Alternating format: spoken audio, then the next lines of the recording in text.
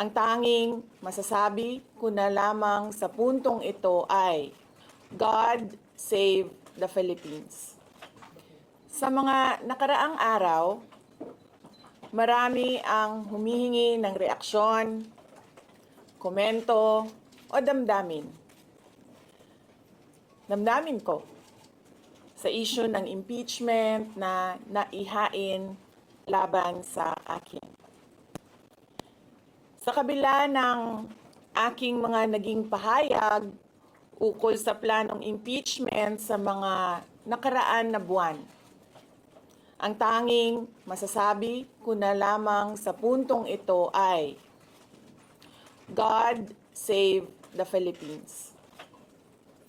Bukod dito, nais ko na lang ipaabot ang aking taus-pusong pasasalamat sa mga kababayan na patuloy na nagdarasal, sumusuporta, nagtitiwala, at patuloy na nagmamahal sa akin. Manalig kayo dahil sa taong bayan ang tagumpay. Syukran.